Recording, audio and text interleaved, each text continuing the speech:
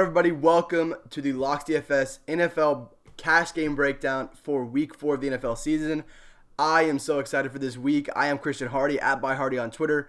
From LocksDFS.com, we are at LocksDFS on Twitter. I am going to be going through every single position, going through some of my favorite cash plays on DraftKings this week. Quarterback, running back, wide receiver, and a few tight ends. Going to be a pretty long video. I'm not going to lie to you guys. I've got a lot of plays this week. A lot of guys I saw at the beginning of the week that I still want to talk about. So I really want to get into it. Before we do that, I wanted to mention two quick things. First of all, we did not mention in the Thursday night video that we dropped our NFL season price to $99. Me and I just decided this week that we really just want to get as many people as we can in here. Rather than, we were kind of upcharging, and we just decided that forget that. Let's get people in here for our NFL products. We've had a really good season this year. Other than week 1 where I pretty much broke even, I've more than doubled every week.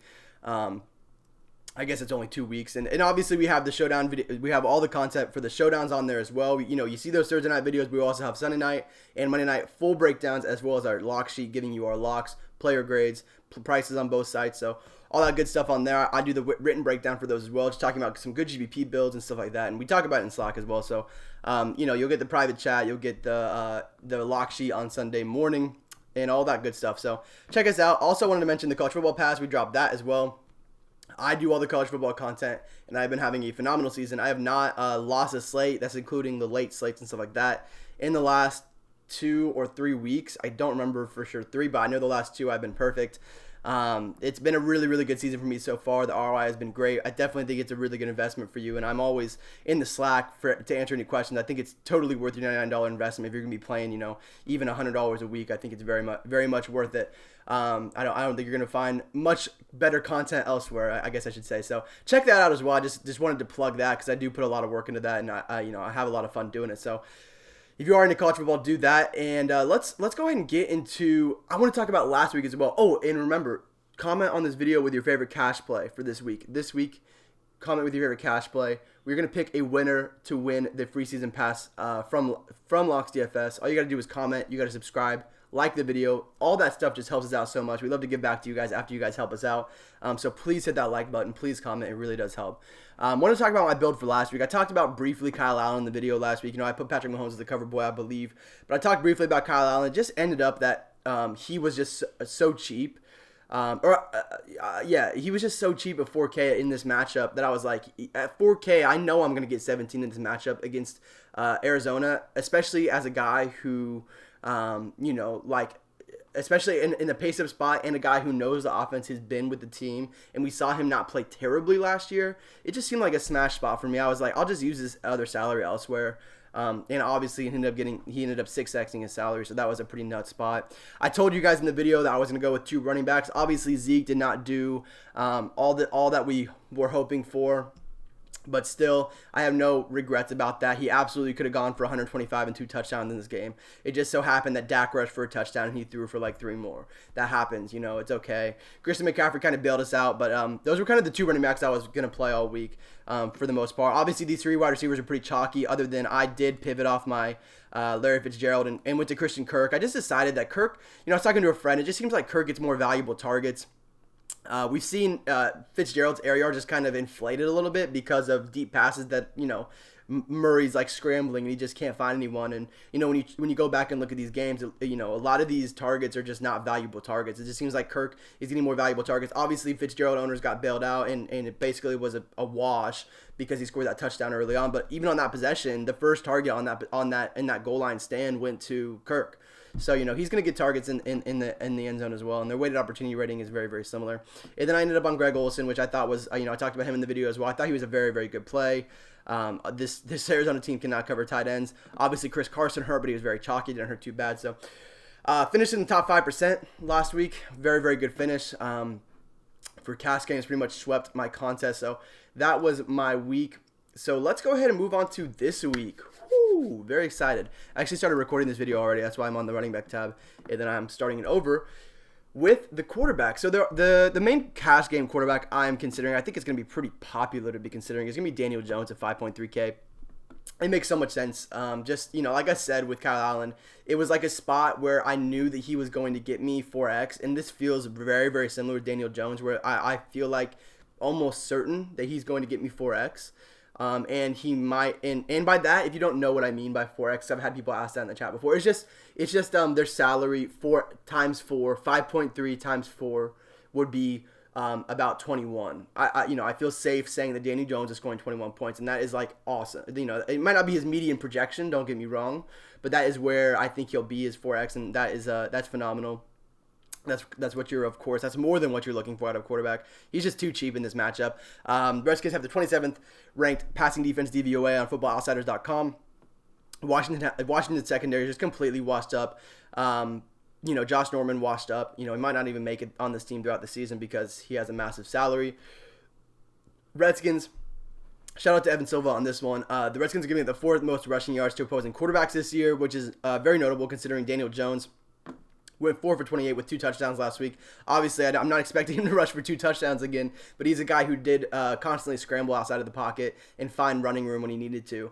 And I think this is a matchup where he can definitely do that. And obviously, he did the same thing at Duke, and this Redskins team is one that's susceptible to that. So I think he can definitely hit 300 passing yards again in this matchup. And I also think that he can run for a little bit as well. And this is the first home game for him, which obviously a little bit of narrative there, but it's also the Redskins on a short week, only 6 days. They played on Monday night, so that should benefit him as well against an already pretty old the secondary. There are 2 other guys obviously that I should mention. I think Patrick Mahomes is honestly just like a cash game cheat code. He's 7.5K. Detroit is going to play a kind of a slow game. They're going to run the ball if they can. But regardless of that, the Ravens run the slowest offense in the league, if not maybe might not be exactly true, but one of the slowest. They run the ball a ton, which obviously lends to running the clock down. And Mahomes still put up 30 points. So we're looking at a guy who is 7.5K every week and is hitting 30 points every week. I mean, that feels like 28 feels like his floor. So you're pretty much almost locked into 4x here. And if he starts running the ball, which he hasn't done yet this year, his upside is even higher. His ceiling is even higher. So, I think that I genuinely do think he's kind of a cash game cheat code. I don't think people are talking about it enough because I really think his floor is 28, which that means his floor is 4x. And people are just kind of ignoring that, So I think he's an awesome play, but there is another play who I think definitely has another spot where I think he's just priced too cheap and he's probably going to hit 4x again here. Is Russell Wilson in a pace-up spot against Arizona, the biggest pace-up in the league. The Seahawks run at the 31st pace and the Cardinals run at the 1st. So we're obviously going to see the Seahawks get a lot of extra snaps as opposed to regular games in this game. Obviously, we've seen Russell Wilson run a decent amount this year, 6 for 22, 7 for 51. Obviously, he rushed for 2 touchdowns last week. That's a little bit of a luck box, but still, we're going to see him run a bit. I think he's pretty safe for 300 passing yards in this matchup unless they just run. Love him this week. So let's go ahead and move on to the running backs. I wanted to mention real quick also, there is an interesting Daniel Jones pivot, and that is the guy on the other side of the field. Case Keenum, 4,900. He's throwing for over 300 yards, averaging over 300 yards in every game this year, averaging over 300 yards per game this year. He's interesting against a very, very bad Giants defense. Definitely. I mean, he just shouldn't be that cheap.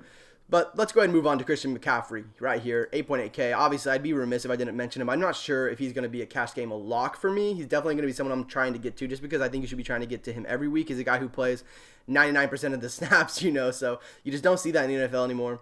Houston's rushing defense is definitely bottom half of the league, 19th in opposing line yards, giving up the 2nd most receptions to opposing running backs so far this year. Guy who, he only saw 4 targets last week, but I do expect that he will, especially with the pressure Houston can bring on the edge. I think he could. We could see Allen with some dump offs. He had a cake matchup last week where they're not going to bring in a lot of pressure this week. I think he might need a little bit. He's going to have a little bit less time to throw the ball, and that could benefit Christian McCaffrey. It also could benefit Greg Olsen, who I played last week. He should be an every week cash game consideration. McCaffrey should be. Let's move on to Austin Eckler, who is facing the worst defense in the league. The best matchup for running backs in fantasy football right now. And obviously, I was a little bit worried about Justin Jackson taking carries, but he has been ruled out in this game. Melvin Gordon did report to the team this week, as you can see right there, but we are unsure if he is going to play this week. He was going to be ruled out for this week, but then Justin Jackson was ruled out with a midweek injury. So now we have Melvin Gordon, who may get into the mix here. I don't expect it to impact Austin Eckler as of making this video on Friday. We could end up getting more news on this and hearing reports, but I think Eckler is still safe for around 70 to 80% of the snaps on this team. I think Eckler is safe as a running back 1. And, obviously, like I said, this is a cake matchup against the second worst rushing defense. Obviously, the Chiefs have the worst. The Dolphins are giving you over 5 yards per rush in just adjusted line yards per rush, which is very bad.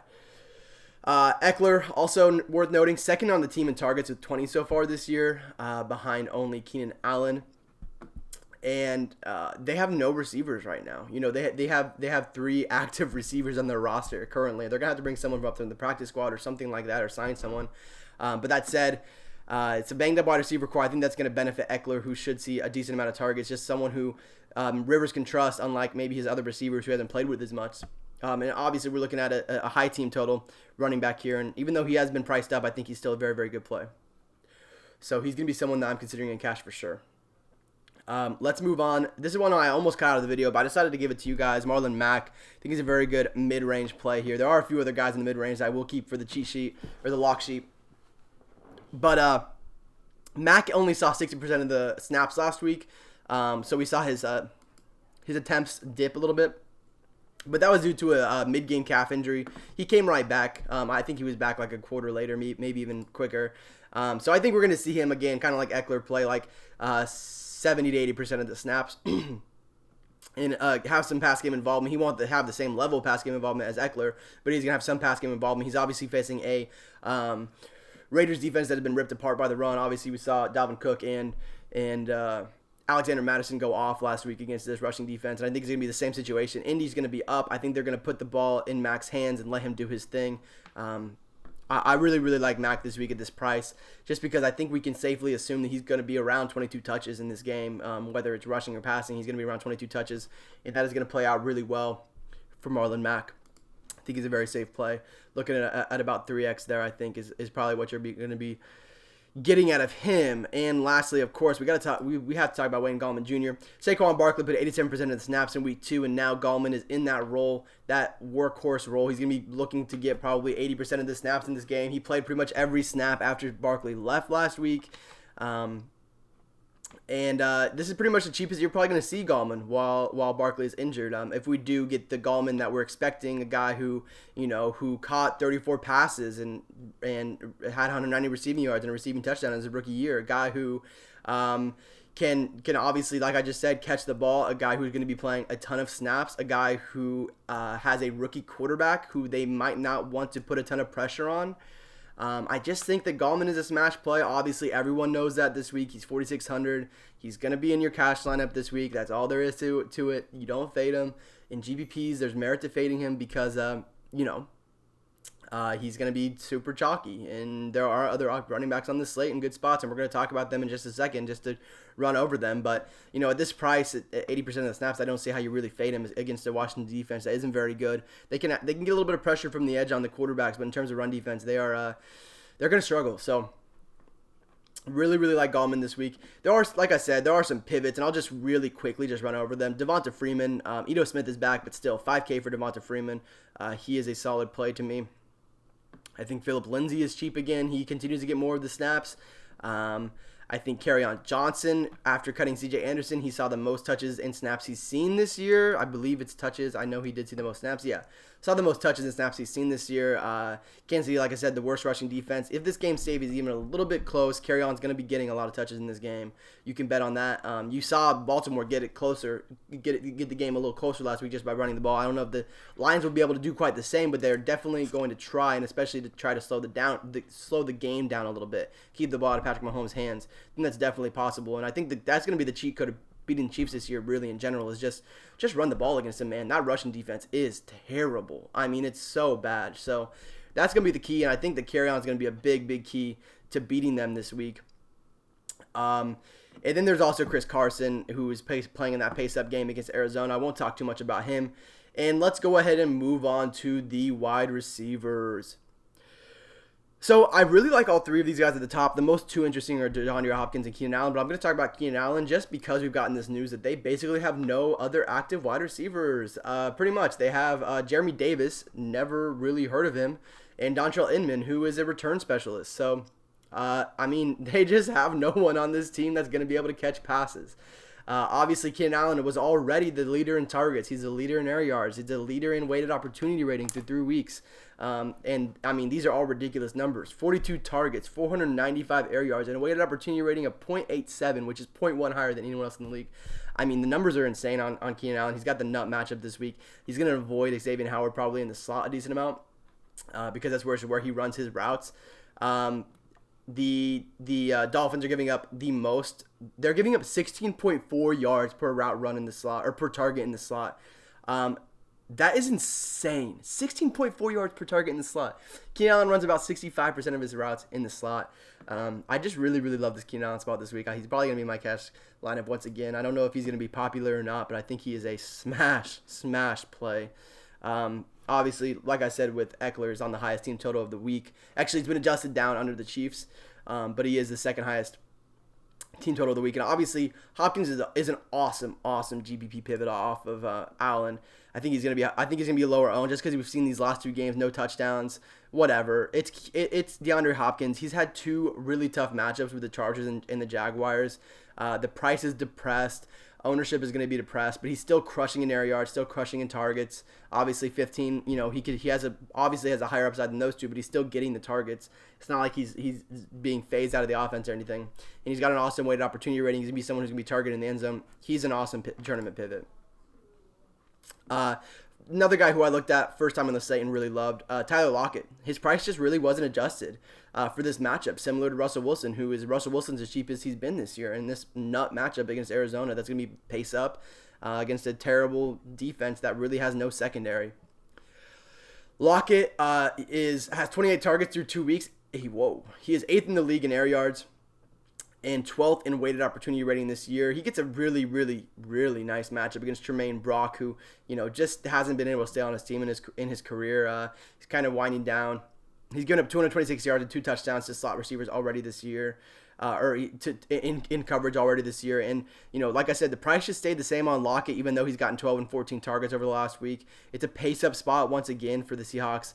I just don't see how he doesn't get the value here at this price. He's the main dog on this Seattle team. And if you do want to pivot off Lockett and you still want to look for like a stack, obviously we're going to talk about Will Dissly at tight end, but DK Metcalf 4,800, I don't hate that either. Let's go ahead and move on to the other side of that game, where, like I said in the beginning of this video, talking about my team last week, is Christian Kirk. 12 targets, 8 targets, 12 targets, and this guy is 5.1K. He has 32 targets through 3 weeks, and he's 5.1K here against Seattle. Seattle, I want to mention on Kirk real quick. 263 air yards so far this year. It's just the price is just wrong. Seahawks lack strong slot coverage. They often, will put their linebackers on these slot guys. And we're going to see Fitz line up in the slot. We're going to see Kirk's line up in the slot. They're both going to benefit from this. I just like the fact that Kirk is similar in air yards, similar in targets. He actually has 1 more target than Fitz so far this year. I think they're going to feast, whether they get these corners or whether they get the slot guys, linebackers, whoever they decide to, if they adjust for this team. I think he's going to eat this week. I think he's just way too cheap for the target share, even if it wasn't like a nut matchup, which it's not the nut matchup, but it's a very good matchup. I'd still be considering it because to get this amount of targets at this price is just insane to me. He's going to be the guy in the mid-range who I'm going to be targeting. Then obviously we got to talk about these Washington wide receivers, who let's just go ahead and click them here to make it a little bit easier for us. Terry McLaurin pulled up with a lame hamstring yesterday. I'm recording this on Friday, so pulled up with a hamstring injury on Thursday, which is, he was going to be massive chalk. But it does say with the optimistic report that he's going to be a game time decision on Sunday morning now. Luckily, we do have him in the noon games, so that's positive. I think he's going to be able to play, and we definitely need to be keeping very, very close eye on the reports coming out of that pregame session that he's going to have on the hamstring. But this is just an awesome matchup for the Washington passing game. Not only are they underdogs in this game, I believe. Yeah, they are. They are facing a Giants defense that has like some of the worst corners in the league. Janoris Jenkins has been torched this year. DeAndre Baker is just terrible. Like, It's going to be rough for these guys all year, and this is just these guys aren't adjusted for the matchup at all price wise. But yeah, like I said, watch McLaurin. If he's going to be playing, and if we hear that he's going to be fine, he's going to be playing his normal amount of snaps. He's going to be a lock. Like everyone's going to play him in cash, and it's going to be very obvious. If he's out, obviously go to Paul Richardson. He's 3.7K. Again, he's been a big part of this offense. He's playing like 85% of the snaps. Even if McLaurin is in, he's still got a great matchup. Like regardless of who's in, they've all got good matchups. There's no number one corner on this team that I'm scared of. So both those guys are in play. Trey Quinn, also a guy who's been playing like 80% of the snaps.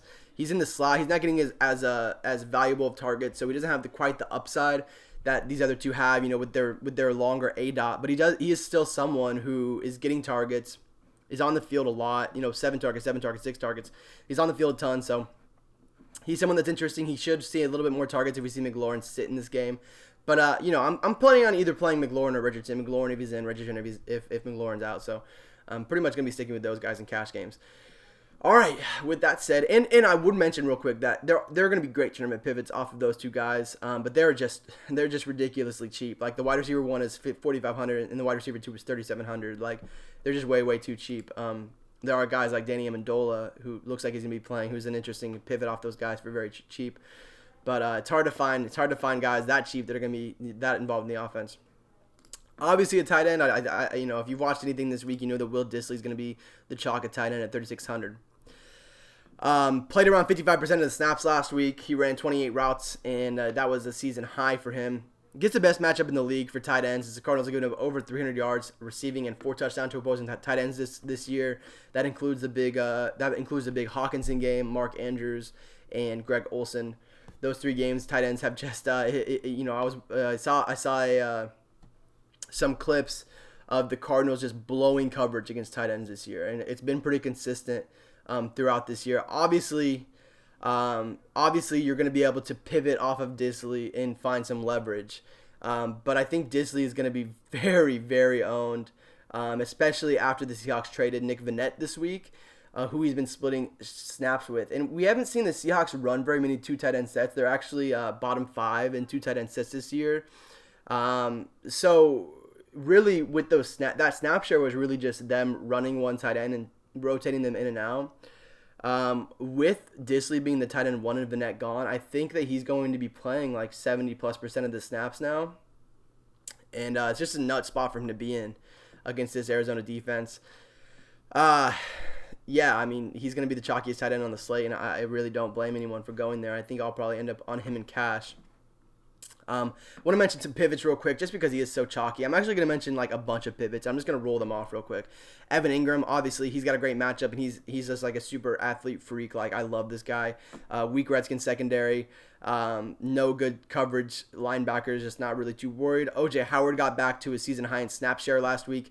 Snap share and routes run last week. I believe he was snap share as well.